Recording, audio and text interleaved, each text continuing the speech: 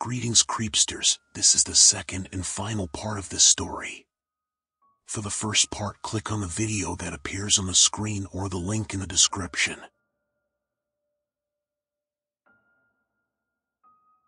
The footsteps were descending now. I could hear the stair treads crack and pop as they were met with the weight. Jake stood mumbling. "Out of here," he said, and threw himself out the first-floor window where his limp body whacked into the weeds. I stayed inside. In fact, I walked as calmly as I could into the foyer that the grand staircase accordioned into. She was waiting for me at the foot of the stairs. It was Sharon. "You've read your parents' note." She smiled and wiped away what must have been tears of joy. "Isn't it beautiful?" I shivered and said nothing. "You want to know if it's true, don't you?" "I don't care, you're just another one of those creeps." "But you do, Sam. How could any person with a hint of curiosity in their bones not want to know?" We were both silent for a moment before she spoke. "I know where they are." "The creatures that raised me?" She nodded. "They're just people, Sam. You're people. All of us are. You are the one with the chance to become something more. Unluckily for you, I never want to see those people again. They very much want to see you." She stepped forward and extended a small leather notebook. "This will tell you how to get there." She wiggled it and finally, I snatched it out of her hand. "Good, Sam. Go get some rest. It's half a day's drive." She started walking to the front door and I shouted after her. "Hey, wait."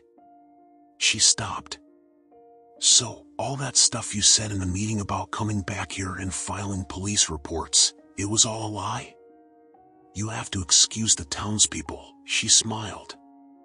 "You see, they're all very excited about your return."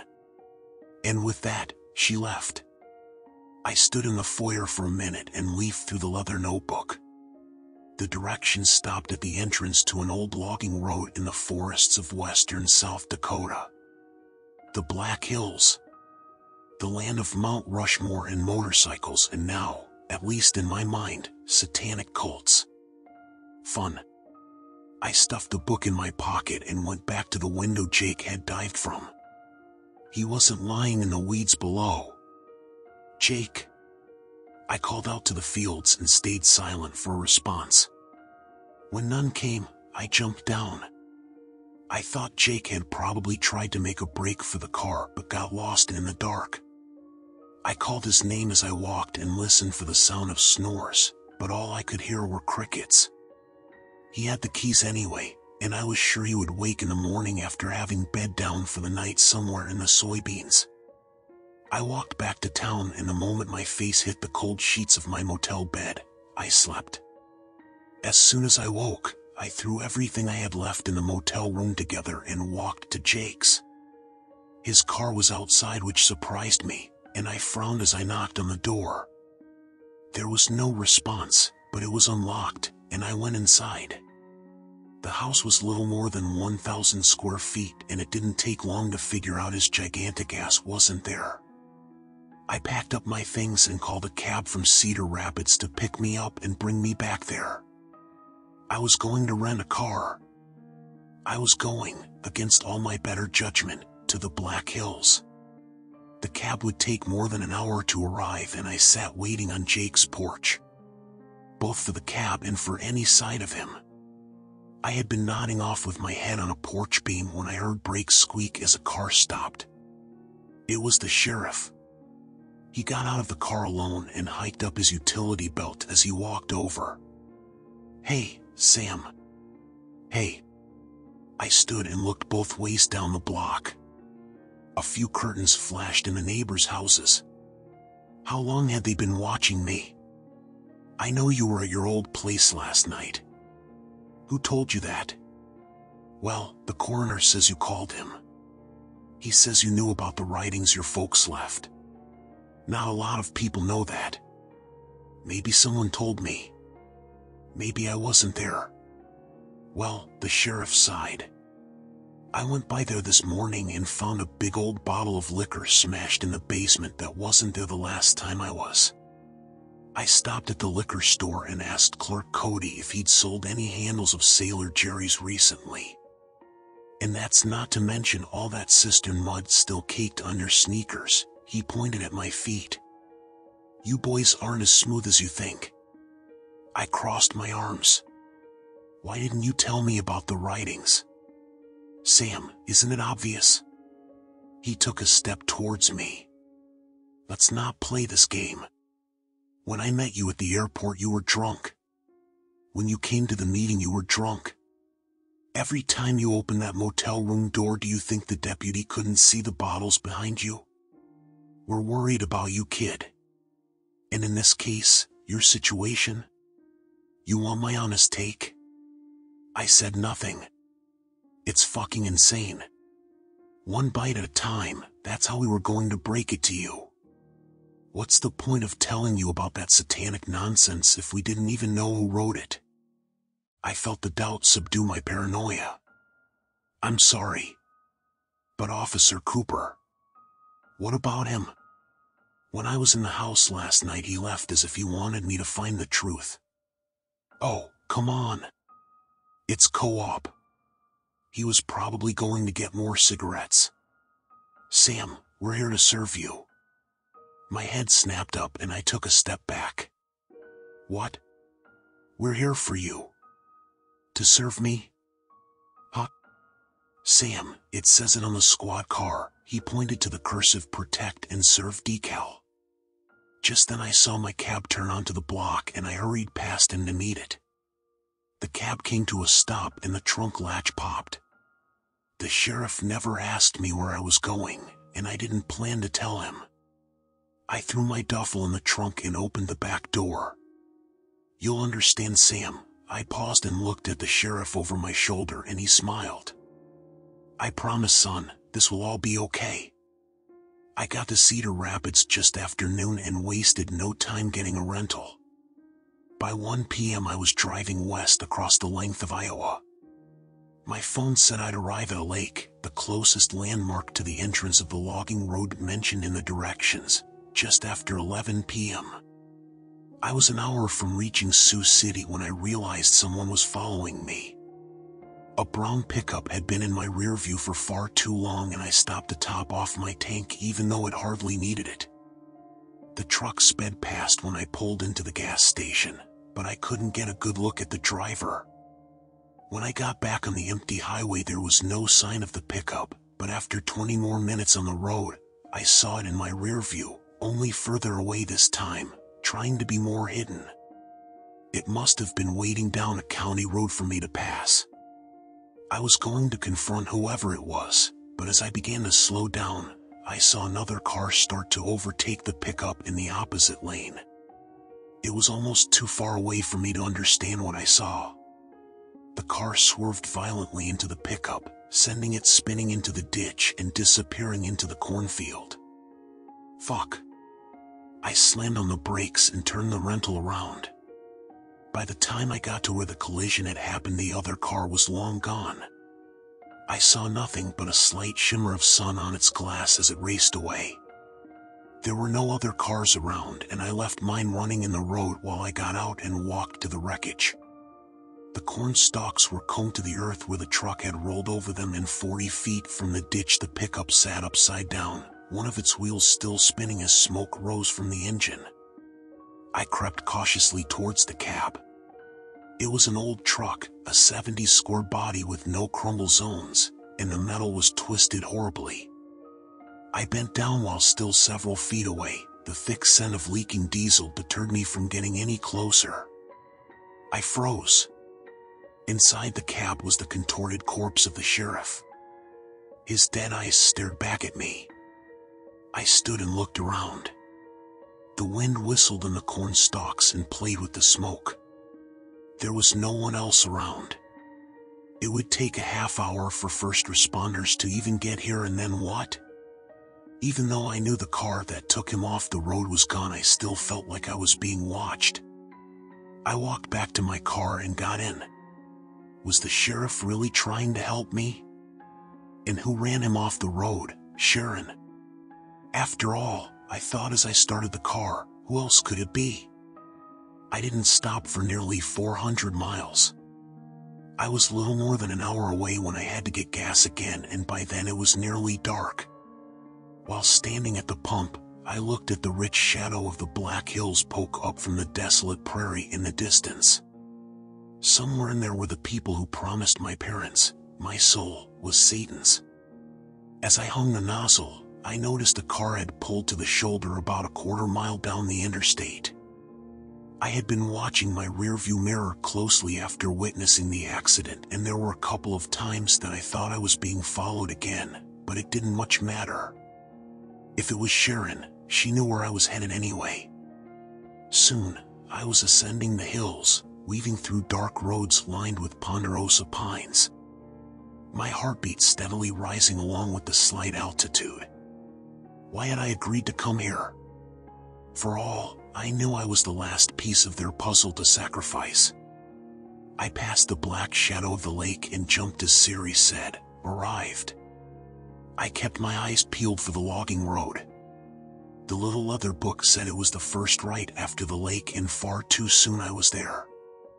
I rolled to a stop and sat in the car in the dark. I thought about turning around, but the moment I did, towards the end of the road I saw the soft orange glow of flames. The road proved to be too rugged for my rental, and I pulled to the side and continued on foot. The lights were further ahead than they first appeared, but after a few hundred feet I could see what they illuminated. 5 nooses hung from the branch of a pine. The torches that lit the scene were not tiki but crudely made of iron. As I got closer, I still couldn't see anyone. There were just the nooses gently swaying in the wind. Hello? I called, and 2 young women in white dresses stepped from behind the pine. My stepsisters of a sort. They didn't look at me immediately. They took turns holding each other's hands as they stepped onto a stone that acted as a stool. Then they fixed 2 of the nooses around their necks. What are you doing? I spoke, but it came out as a horrified whisper. Welcome home, Samuel. They shouted in tandem and jumped off the short stone. The fall wasn't far enough to break their necks. At the height they'd hopped from, they just slowly suffocated. I started running to them. What are you doing? No. I raced to them, stumbling towards the tree, but when I got close, I saw their white dresses were both blotched red. I stared at them in horror as I heard blood trickle from their toes in thick streams. There were razors in the ropes. They were both smiling at me, their mouths black with blood. The life quickly left their eyes. No, I whispered. Sam, the voice came from my left, but I didn't need to look to know who it was. You, I turned, and there they were, the people that raised me. The people that tricked my parents into killing themselves. You demented fox. Anger is natural now. The man stepped forward. He was a little changed from the last time I saw him. He had the same high forehead and soulless eyes, only with a few more wrinkles. We're here to tell you everything, the woman chimed in and smiled. We're here to give you the world. Do tell. Please, the man gestured at my feet. Don't stand there. I looked down. I was standing in a shallow stone trough beneath the nooses that were quickly filling with blood. I took a few steps back into the grass. Sharon told us you read the note your parents left you. He pointed into the dark, and I realized at the edge of the firelight stood Sharon. I immediately looked down the road I had come in from and frowned. The thing I once thought of as my mother began to speak. You are a very special boy. On the night you were born, the star of Lucifer fell. Did you know it falls just once in a human lifetime? She looked at me expectantly, as if this information alone would change my entire perspective. Well, no matter. But that star fell on you. Our Lord had died the very day of your birth, but his soul wastes no time to return to Earth. Are you fucking wackos saying I'm Satan? No, not yet. All you have to do is spill the blood of the one you loved, and then we shall baptize you." They were smiling at their daughters proudly, and I began to feel sick. I pitied them. I looked at the hanging sisters, their faces already cold and dead, but their smiles just as wide. I did not love those girls. Of course not, but the blood from one girl doesn't make for good baptism. Sharon started stepping forward, and I noticed there was someone halfway hidden behind her. My heart leaped. Liz. It was my girlfriend, bound and gagged. Sharon hurled her forward where she fell in the grass lifelessly. "Don't worry, she's just drugged. It'll make it easier for you." I took a lunging step toward Sharon and raised my fist, but suddenly, I felt immensely weak and I stumbled instead. "This brings us to the second part," said the man. "We had hoped you wouldn't end up so normal. This entire thing is much easier when you welcome him into your heart from the very beginning. But do you feel that?" I dropped to my knees. "That's your life fading." The second those girls' blood entered the baptism bowl, he could feel how close he is to enter this world again, and now there's no going back. You can kill the woman you love and be given power and life so great and so eternal your sorrow will be forgotten in an instant. If you don't, your life will simply drain until you're dead. I groaned and fell on my side. A pulsing pain was running out from each of my ribs. I know what you're thinking. You think there's no way you would kill this girl you love. No way you'd let this evil enter this earth. But the choice you have is only an illusion. It is not just death you face, but eternity. I frowned and looked into the man's eyes. If you deny him life, he will take you with him into the void for time ad infinitum. You will wander alone, and in the darkness, you will know madness previously unknown to man. Do you think there's a difference between 1 and 10 billion years of blackness? You'd have to let us know. I turned away from him. Could this all be true? I tried to think if I could have been poisoned. I hadn't eaten all day. I bought a single bottle of water from a gas station and drank the whole thing just after opening it. And the way I felt, it was unholy. "You will kill the girl," the man said with certainty. "We will help you raise her into her noose, then we will don our own. You see," he stepped towards me. "You would be the first fool to choose eternity." Did they know? I winced in pain. Did the town know? They were promised a great reward for keeping you safe. Everyone knew? Everyone, Sam. Even the children were told in song. "And they shall all be your servants." Suddenly we both frowned as an engine roared in the near distance. I rolled so I could see the road. Coming out of the dark was the black shadow of a car with its lights off. It was violently pitching over the ruts, and in just a few seconds it was only 50 feet from us. I had never seen the people I'd previously known as my parents express much emotion. There were many things I could never picture them doing, and running was at the top of the list. They stood motionless like deer in the headlights as the car barreled into them, their bodies slammed into the hood before slipping under and bouncing as they were hit again by the tires. Sharon and my girlfriend and I had only been missed by a few feet. The car slid to a stop and the door flung open, and to my disbelief, I saw all 6 feet 10 inches of Jake pounding across the grass and ducking under pine branches toward us. Sharon stepped in front of him, but before she could say a word, in one fluid motion Jake drew his arm back as far as he could, formed a fist, and hurled it into her head. Jake had always been a gentle giant, and I was always morbidly curious as to what kind of damage those enormous fists could do. There was a crack like a branch breaking, and Sharon slapped to the earth motionless. "Fuck," said Jake.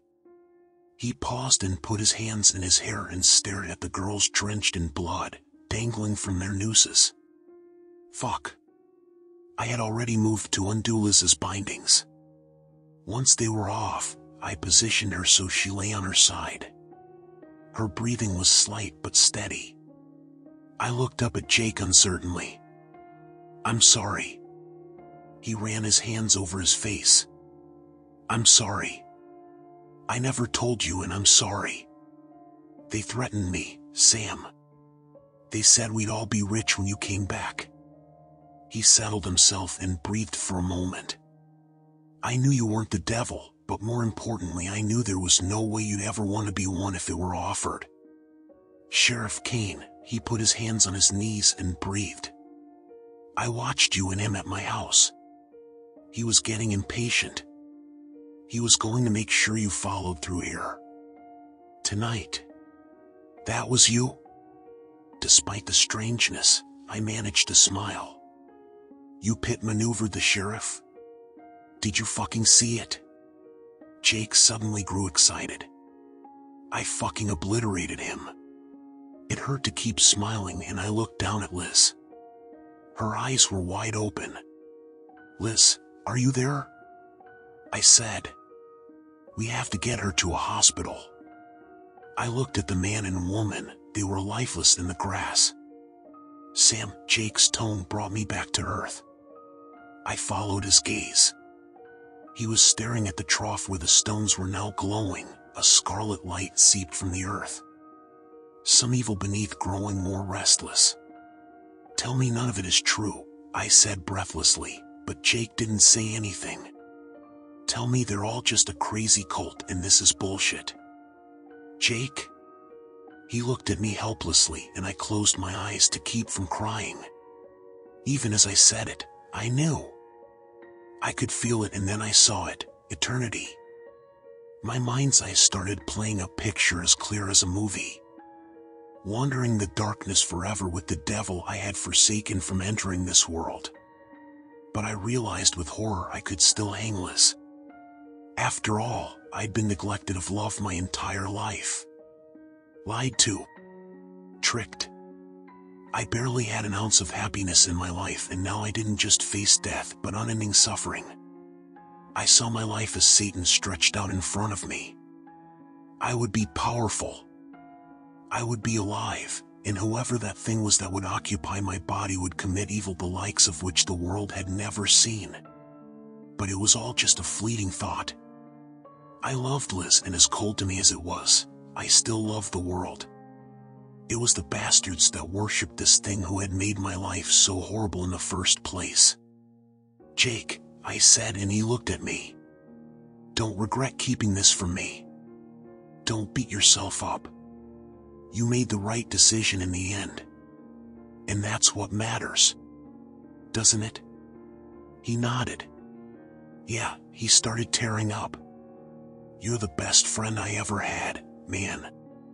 "It's okay," I spoke quietly and lay next to Liz. "I guess I'm going to be the first fool because, in Liz's pupils, I saw the black pit of eternity. And I knew that into it I must walk.